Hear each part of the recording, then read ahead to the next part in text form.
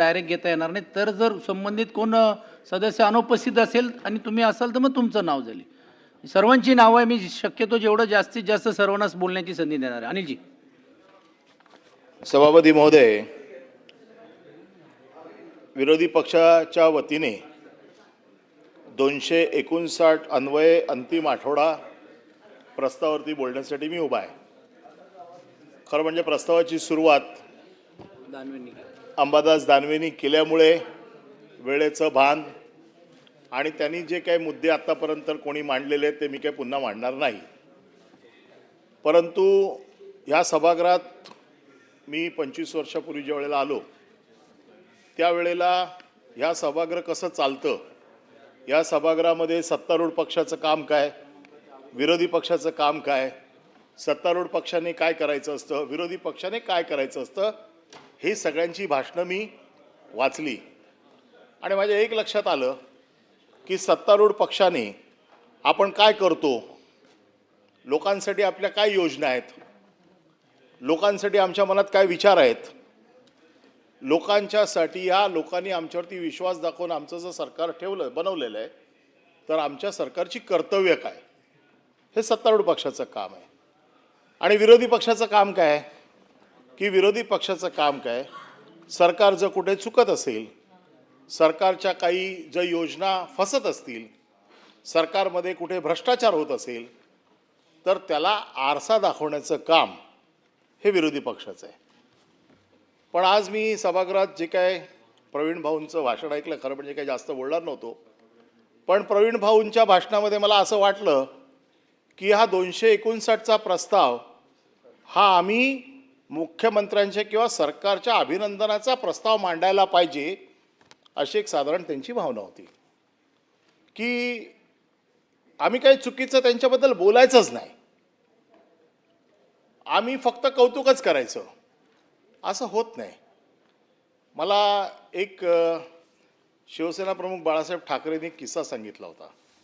ज्यावेळेला एकदा असेच काहीतरी माझ्यावरती पण कोण कोण काय काय बोलायचं तर मी चिडून गेलो, मी काय काम करणार नाही, दिवस रात्र काम करून लोक असे बोलतात, असं कसं काम करायचं.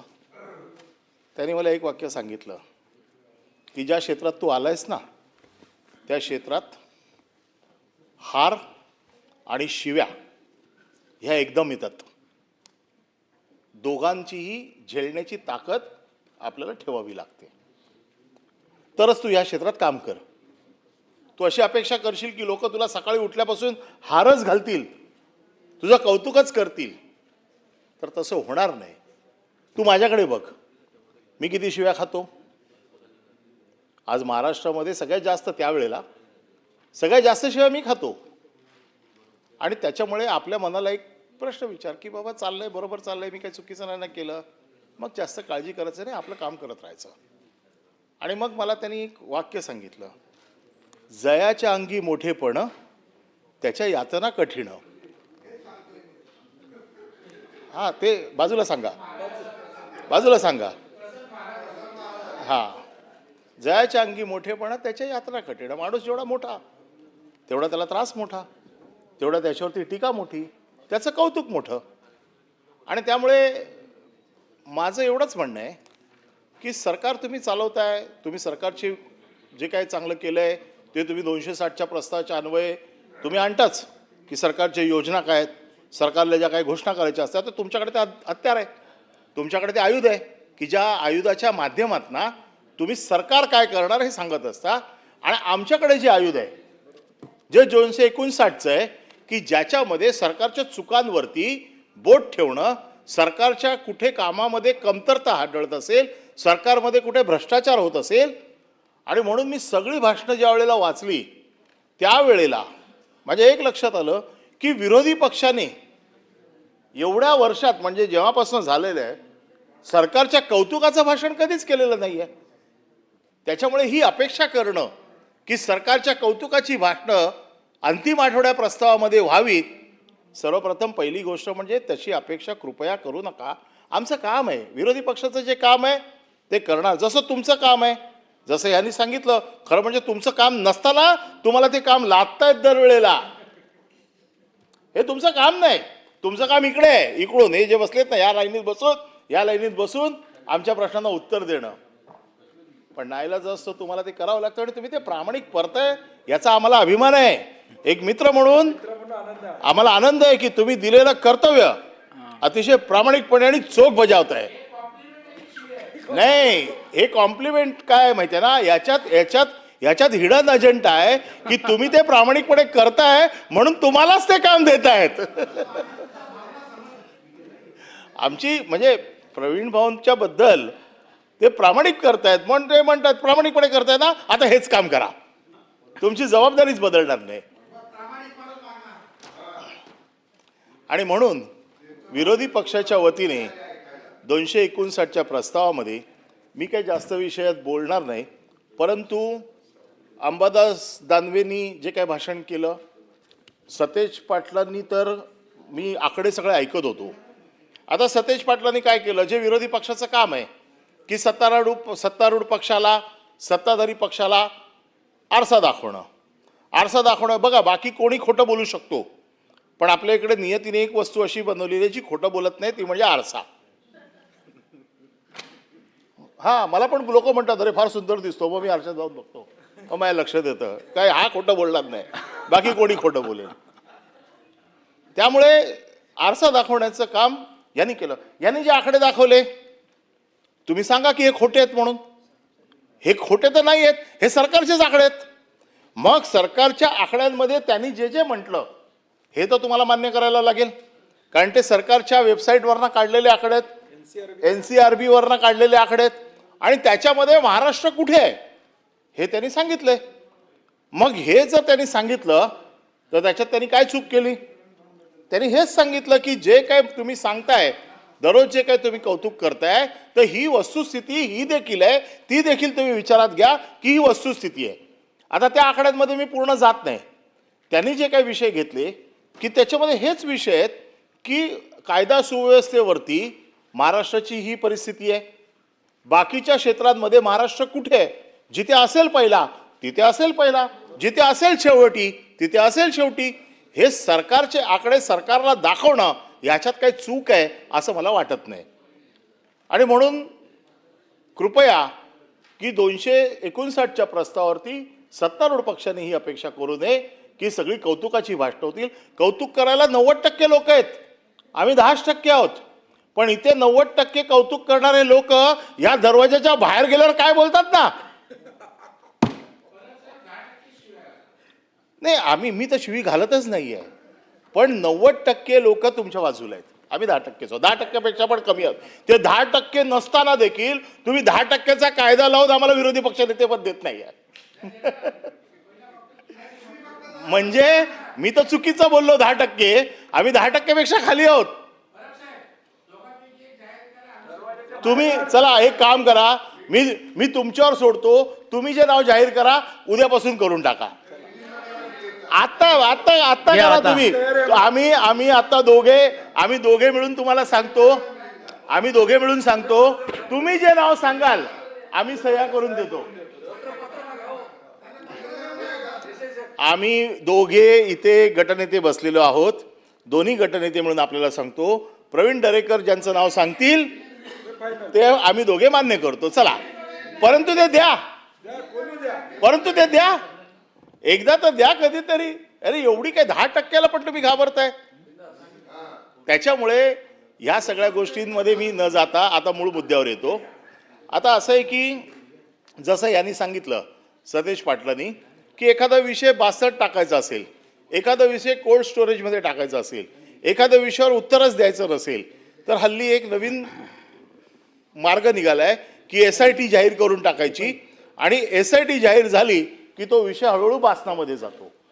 मला गेल्या 2 वर्षामध्ये आज या 259च्या प्रस्तावाच्या निमित्ताने मी ही मागणी करतोय सभागृहामध्ये की आतापर्यंत किती SIT तुम्ही या गेल्या 2 वर्षामध्ये नेमल्या, आणि त्या SITचा ऍक्शन टेकन रिपोर्ट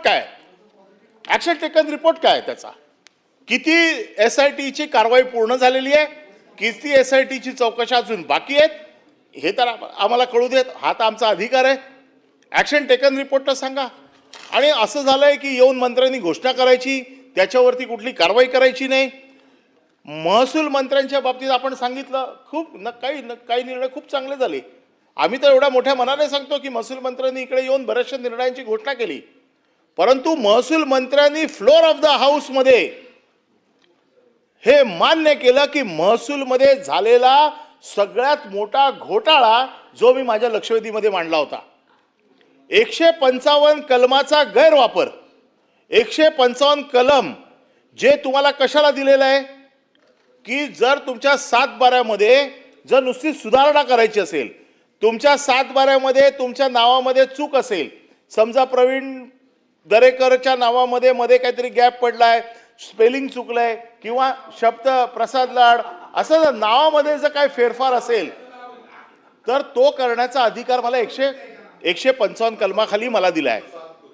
परंतु त्या कलमाचा गैरवापर करून फक्त पुणे क्षेत्रामध्ये जे एक समिती नेमली होती, ज्या समिती देवल नावाच्या IAS अधिकाऱ्यांची समिती नेमली होती, त्या समितीने जो रिपोर्ट दिला त्याच्यामध्ये 3000 प्रकरणामध्ये जवळजवळ 167 तुमचे कर्मचारी, मग त्याच्यात तहसीलदार असतील, तलाठी असतील, ज्यांनी लोकांच्या लाखो हेक्टर जमीन ढापल्यात, 167 लोक. आणि हे बावनकुळे साहेबांनी मोठ्या मनाने मान्य केलं. मी प्रामाणिकपणे मी त्याच्या बाबतीत बिलकुल म्हणजे बावनकुळे साहेबांवरती हा माझा बिलकुल आक्षेप नाही आहे. परंतु पुढे काय, इतिहासातला सगळ्यात मोठा घोटाळा झाला ना. मग जर ब्युरोक्रॅट्सवरती तुमची पकड नसेल तर तुम्ही कार्यक्षम आहात. ब्युरोक्रॅट्सवर पकड पाहिजे ना. 167 लोक तुम्हीच शोधले, मग तुमचा वचा कसायला पाहिजे त्यांच्यावरती. मग त्यांच्यावरती असेल आमचा पक्षावरती, पक्षाचा विषय इकडून बाहेर आहे, परंतु इकडचा जो विषय आहे तसंच आहे. मग तुमच्याकडे बरोबर आहे. चला तुम्ही मला बघून बोला, त्यांच्याकडे बघून. हा नाही ठीक आहे. काय माझं भाषण ते लांबवत आहेत. मी ते त्यांना समजत नाही, मला समजते. अपेक्षा आहे त्यांनी अभिनंदन आहे. बघा प्रत्येक गोष्टीला 2 बाजू असतात. चांगली बाजू ते मांडतात, पण त्यांच्या मनातल्या ज्या काही खंत असतात त्यांचं अशी अपेक्षा आहे की त्या तुझ्या माध्यमातून येऊ देत बाहेर. म्हणून ते प्रोत्साहन देत आहेत तुम्हाला वाटतं. त्याला बोलता येत नाही. म्हणून ते मला सतत बोलायला लावतात. तर माझं म्हणणं असं आहे की ह्या 155 कलमाचा गैरवापर झाला. ह्याच्यामध्ये मी मागणी केली होती की कशा पद्धतीने तुम्ही कारवाई करणार, कशा पद्धतीने तुम्ही याच्यावरती वचक बसवणार. त्यांनी मला सांगितलं होतं की त्या अधिवेशनाच्या शेवटच्या दिवसाच्या अगोदर आम्ही काय कारवाई करणार हे सांगतो. त्यांनी काही कारवाई केली नाही. मग असं पण सांगितलं होतं त्यावेळेला की पुढच्या अधिवेशनाच्या सुरुवातीला पूर्ण महाराष्ट्राचा ड्राईव्ह घेऊन, हे तर फक्त पुण्यामध्ये सापडले, पुण्यामध्ये 3000 प्रकरणं सापडली. म्हणजे महाराष्ट्रात काय झालं असेल, किती लाख हेक्टरचा घोटाळा झाला असेल हे ते सांगणार होते. आणि ते सांगणार कधी होते? या अधिवेशनाच्या पहिल्या दिवशी. आज अधिवेशनाचं शेवट आलेलं आहे. अधिवेशनाच्या शेवटापर्यंत आपण अजूनही कारवाईला गेलेलो नाहीये. महसूलच्या बाबतीमध्ये जर अजून 2 विषय, कारण मी आज जे विषय संपलेच नाही आहेत, मग इकडे यायचं, विषय मांडायचे, आपण विषय मांडायचे आणि निघून जायचं. शासन काही कारवाई करणार नाही, पुढच्या अधिवेशनाला नवीन विषय घेऊन यायचे. म्हणजे पूर्वीची म्हण होती ना, पुढचं पाठ मागचं सपाट, तसं आता झालंय आमचं मागचं सपाट. कोण बघतच नाहीये मागचे विषय काय आहेत ते. आणि म्हणून मी पुढचे विषय घेतच नाही आहेत. मी फक्त आज मागच्याच विषयावरती आहे. नाही ते मागचे पळून जाऊ देत, जसे तुम्ही पळून आले राष्ट्रवादीतनं. का बोलायला लावताय? नाही असं आहे ना, ते पण पळूनच आलेले आहेत. आणि आता मग अजून त्याच्यापेक्षा अजून वेगळ्या भाषेत बोलू का? दादा मायनॉरिटी झाले. दादा मी मायनॉरिटी मध्ये आहे. आणि तुम्ही मूळ मुद्द्यावर आहे. मूळ मुद्द्यावर आता बघा ते सांगतायत असं मला. म्हणजे त्यांच्या या सगळ्या गोष्टी ते बोल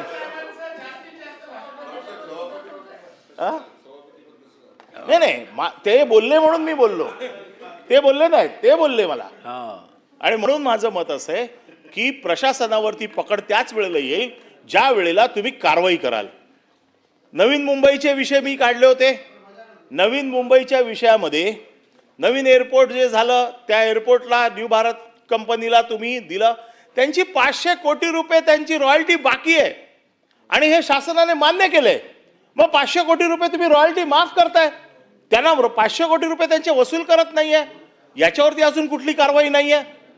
मी नवीन मुंबईतल्या क्वारीज, नवीन मुंबई, उरण, पनवेल, खारघर या सगळ्या भागात ज्या काय अनधिकृत क्वारीज चालतात, यांच्या रॉयल्टी न भरता, यांच्याकडे कुठली एन्व्हायरमेंटल क्लिअरन्स नसताना तिथे लाखो रुपयाचं उत्खनन चालू आहे. महसूलचं काम तुम्ही सांगितलं ना की पुस्तक काढलंय, मग पुस्तक काढलंय त्याच्याबरोबर ह्या पुस्तकात हे पण चॅप्टर माझे ऍड करा की महसूलच्या माध्यमातून या महाराष्ट्राचं किती करोडो रुपयाचं नुकसान महसूल चोरला जातोय याचं देखील एक श्वेतपत्रिका येऊ देत. तुमचं पुस्तक तुमच्या अभिनंदनाचं पुस्तक आहे, मग तशी श्वेतपत्रिका काढा की तुमच्या महसूलच्या बाबतीमध्ये उत्पन्न, तुमचा मेन स्तोत्र काय, उत्पन्नाचं महसूल एक चांगलं खातं आहे की ज्याच्या माध्यमातून आपल्या महाराष्ट्राच्या राज्याची आर्थिक घडी बसवली जाते. त्या घडीच्या खालीच जर चोऱ्या होत असतील आणि त्याचाच जर लोक लुटारू असतील तिकडे, तर महसूल मंत्र्यांच्या बाबतीत माझा बिलकुल, मी पुन्हा सांगतो, आक्षेप नाही. परंतु आता वेळ आलेली आहे की या सगळ्या चोरांना धडा शिकवण्याची आणि त्याच्या बाबतीत ते काय कारवाई करतात हे आम्हाला बघायचंय. हा, त्यांच्या 7/12 बरोबर चांगली सूचना केली. त्या 167 लोकांची नावं 7/12 काढून टाकली पाहिजेत. आणि म्हणून मागचे जे विषय आहेत हेच अजून सुटलेले नाहीयेत, तर पुढचे विषय मांडायचे कुठे आहेत? कारण बाकीचं तर प्रस्तावावरती आमच्या वतीने अंबादास दानवेजी बोलले, सतेज पाटील बोलले, बाकीचे सदस्य बोलतील.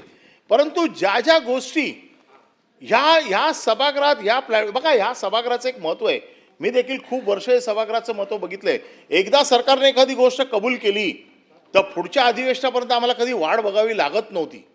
पुढच्या अधिवेशनाच्या अगोदर त्या अधिकाऱ्यांवरती असेल किंवा हा इकडे जो एकंदर जो प्रतिनिधी येतो ना, हा फार आशेने येतो. आता हे काल जे 17 लोक आलेत ना, त्याच्यातले बरेचसे नवीन आहेत. ते एक स्वप्न बाळगून आले असतील की आम्ही महाराष्ट्राच्या विधान परिषदेत चालतोय, जातोय. ही महाराष्ट्राच्या विधान परिषदेत जाण्याचं भाग्य आम्हाला लाभलंय. ज्या वेळेला 6 वर्ष पूर्ण होतील ना आणि त्यांचा इकडे निरोपाचा समारंभ असेल ना, त्या दिवशी त्यांच्या लक्षात येईल की आपलं काहीच झालं नाही, 6 वर्ष असे टाइमपास झाला, आपले काहीच प्रश्न सुटले नाहीत. मग ते सरकारमध्ये असू देत किंवा विरोधात असू देत. माझी पहिली टर्म, दुसरी टर्म, तिसरी टर्म, चौथ्या टीममध्ये कधी मला असं वाटलं नाही. मी इथे गडकरी साहेबांच्या नेतृत्वाखाली देखील मी फार कमी सत्तेमध्ये सहभागी असलेला कार्यकर्ता आहे. मी बऱ्याच वेळेला विरोधात आहे, पण विरोधात असताना देखील विरोधी पक्षनेत्याने किंवा विरोधी पक्षाने आवाज उचलला की सत्तारूढ पक्षाने त्याला प्रतिसाद दिलेलाच आहे आणि त्याचे देखील प्रश्न सोडवण्याचं काम हे नेहमी सत्तारूढ पक्षाने केलेलं आहे. आणि म्हणून कधी कधी अभिनंदनासाठी ते पण पात्र आहेत. पण आता काय झालंय, आता तुमच्याकडे आकडा एवढा मोठा झालेला आहे की तुम्हाला असं वाटतं की कोणाचं काय विचारलं नाही तरी चालेल, कोणाचं नाही ऐकलं तरी चालेल, कोणी काही बोलो आपण निघून जायचं, बोलायचं हा इकडे. पूर्वी कुठल्याही मंत्र्याची अशी हिंमत नव्हती की प्लॅटफॉर्मवरती, ह्या सभागृहाच्या फ्लोअरवरती एखादा शब्द दिला तर तो न पळायची. इकडे कधी मी प्रॅक्टिस बघितलेली नाही. इकडे एकदा शब्द गेला, आज घेतली ना. मी परत सांगतो, चांगल्याला चांगलं बोलणार आहे, चांगल्याला चांगलं बोलणार आहे मी. आज तुम्ही घेतली बैठक, मी बैठकीला आलो बैठकीला आणि तुम्ही बैठका घेता. परंतु मी आता हे जे सांगतोय, मी काही खोटं सांगत नाही, रेकॉर्डवरच सांगतोय. जे काय झालंय तुम्हाला खरं म्हणजे काय माहितीये ना, आजकाल तुम्ही फुटबॉल चालू आहे, नाही आता उदाहरण सांगतो, फुटबॉल चालू आहे, तुम्ही बघा बदली खेळाडूच गोल मारतोय, बदली खेळाडूच गोल मारतोय, बदली खेळाडू गोल मारतोय, ते बदली आहेत. तुम्ही वर्ल्ड कपचा बोलताय का दुसरा काय? मी वर्ल्ड कपचा बोलतोय, वर्ल्ड कपचा. मी काय म्हणलं, गोल मारतोय पण बदली खेळाडू मारतोय. तुम्ही मी फुटबॉल प्रेमी आहे, मी सगळ्या मॅचेस बघतो आणि त्याच्यामुळे मी बघतो की कोच बदली खेळाडू कधी पाठवतोय.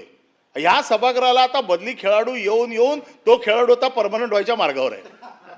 आता आम्ही वाट बघतोय की नगर विकास खातं त्यांच्याकडे कधी जातंय.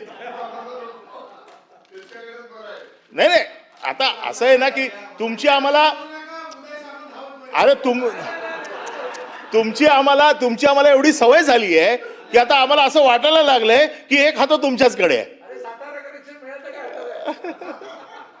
तर विषय असा आहे की प्रशासनाची पकड ही सरकारवर असायला पाहिजे, ब्युरोक्रॅट्सवर असायला पाहिजे. ब्युरोक्रॅट जर मस्ती करत असतील, ते जर तुमचं ऐकत नसतील, तर तुम्ही घोड्यावरती बसून काही फायदा नाही. हे माझे विषय आहेत. या विषयामध्ये छोट्या छोट्या सगळ्या गोष्टी कुठे दररोज आम्ही ह्या सगळ्या विषयावरती आदळआपट करत बसायची. मागच्या वेळेला मी अमरावतीचा एक विषय काढला, ती देखील सभापतींकडे बैठक झाली. अमरावती येथे AWSच्या ज्या काही राखीव प्लॉट सर्वसामान्य लोकांना द्यायचे आहेत, जे EWS मध्ये बसत आहेत, ज्यांची EWSची कॅपॅसिटी आहे, म्हणजे ते त्या निकषामध्ये बसतात. आता नगरसेवक पण ते प्लॉट लागतात. ते सिद्ध झालेलं आहे, रेकॉर्डवरती आहे, तरी त्यांच्यावरती कारवाई नाही. नगरसेवक कसा EWS मध्ये बसू शकतो? अरे प्रामाणिक असला त्याचा पगार जरी दिला ना तरी तो मिनिमम वेजच्या वरती आहे. त्याच्यामुळे तो EWS मध्ये बसू शकत नाही. त्याचं मानधन त्याच्यापेक्षा जास्त आहे, अगदी खूप प्रामाणिक असला तरी, म्हणजे तुझ्यासारखा. म्हणूनच म्हटलं, तर ते माझं मत असं आहे की मी नवीन काहीच सांगत नाही. ज्या ज्या गोष्टी तुम्हाला कोण जुमानत नाहीये त्या जुमानण्यासाठी आमचा हा विषय आहे. आजचा विषय खरा म्हणजे मी एवढ्यासाठीच मांडतोय की मी खरं बोलणार नव्हतो, पण दरेकरांनी सांगितलं की तुम्ही कधीच आमचं कौतुक करणार नाही का? तर कौतुक करणं हे तुमचं काम आहे, आरसा दाखवणं आमचं काम आहे, ते आम्ही प्रामाणिकपणे करतोय. आता साधी गोष्ट आहे, मुंबईमध्ये आम्ही जातो. आता मला कालच असं कळलं की मुंबईमध्ये एक 20वा रेस्ट हाऊस आहे आपल्या वरळीला, आम्हाला माहीत पण नव्हतं, काल कळलं. तिथे एक अधिकारी आहे, हा अधिकारी 30 वर्ष कांतीलाल जैन नावाचा माणूस बसलेला आहे, कॉन्ट्रॅक्टर. 900 स्क्वेअर फीटचं ऑफिस बांधून, हा पत्रकार आहे, 930 वर्ष नाही 30 वर्ष 900 स्क्वेअर फीटचं ऑफिस बांधून आपल्या सरकारच्या रेस्ट हाऊस मध्ये बसलेला आहे.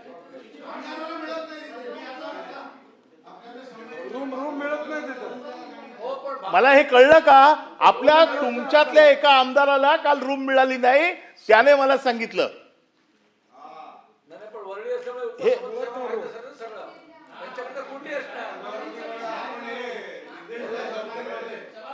हे नाही हे हे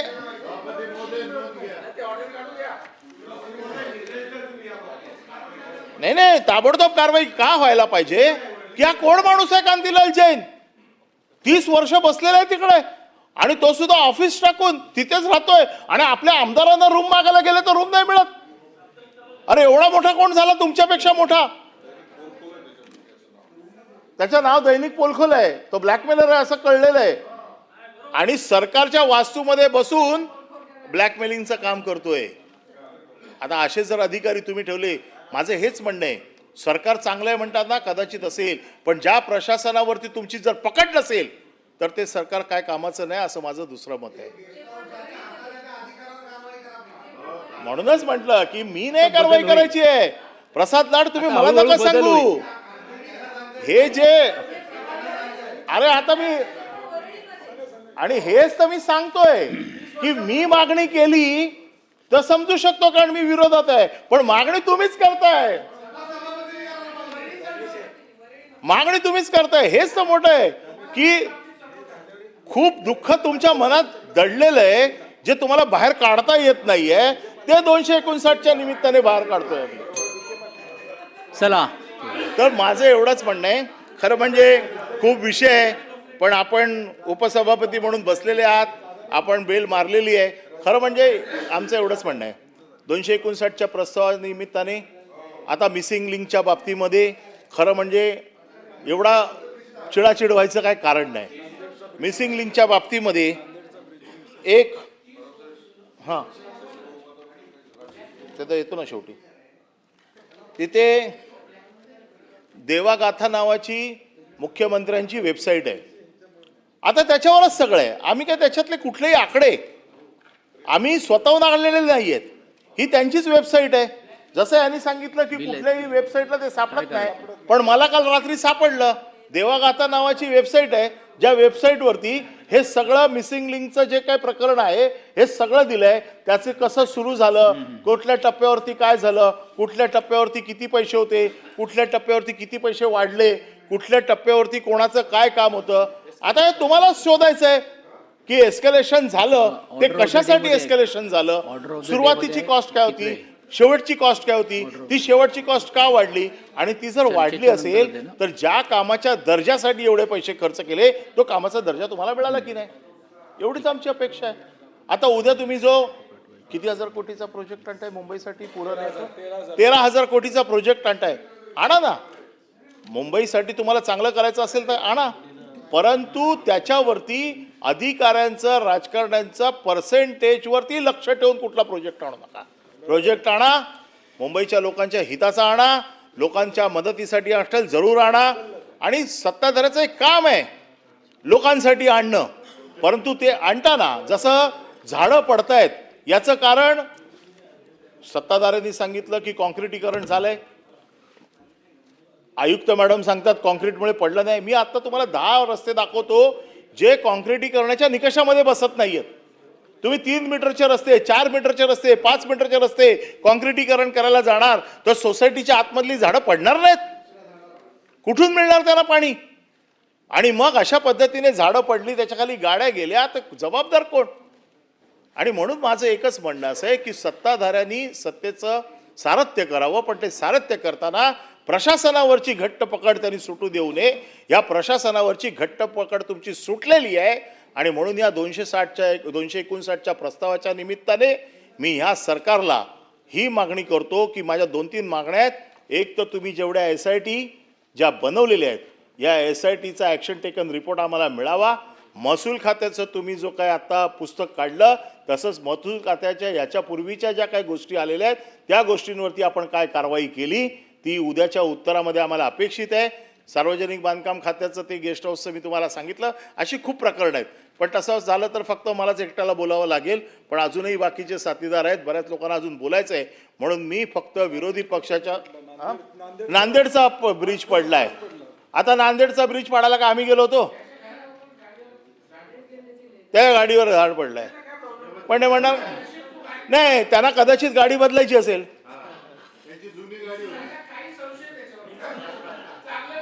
असंच आहे ना ते. आता नांदेडचा ब्रिज पडला, आता कोणी पडला, काहीतरी त्याच्यात ढिसाळपणा झाला असेल, आताचाच ब्रिज आहे. तर या सगळ्या गोष्टी प्रशासनावरच्या पकडीच्या गोष्टी आहेत, त्या आपण कराव्यात. आमच्या मागणीला केवळ आम्ही बोलतो, आपण विरोधी पक्षात होतो, आपण एकत्र पण विरोधी पक्षात होतो, तेव्हा मला आठवत नाही की आपण सत्ताधाऱ्यांचं कधी कौतुक केलं होतं. सत्ताधाऱ्यांचं कौतुक त्याच वेळेला होईल ज्या वेळेला आम्हाला पण असं वाटेल की सत्ताधारी देखील आमचा मान सन्मान ठेवतायत, आम्ही जे प्रश्न विचारतोय त्याची उत्तरं येत आहेत, आम्ही ज्या मागण्या करतोय त्याला सकारात्मक प्रतिसाद देतोय, आम्ही देखील कौतुक जरूर करू. परंतु केवळ राक्षसी बहुमत आहे म्हणून विरोधकांना चिरडून काढायचं या वृत्तीने जर सरकार चालवणार असाल तर त्याचा आम्ही जरूर निषेध करू. आणि म्हणून 259च्या प्रस्तावाच्या निमित्ताने मी हा निषेध करतो आणि इथेच थांबतो. धन्यवाद. आता मी तुम्हाला नावं वाचून दाखवतो, किती नावं राहिलेली आहेत. मी सिक्वेन्स पण वाचून दाखवतो, तुम्हाला हात वरती करायची गरज लागणार नाही. चित्राताई वाघ, चंद्रकांत रघु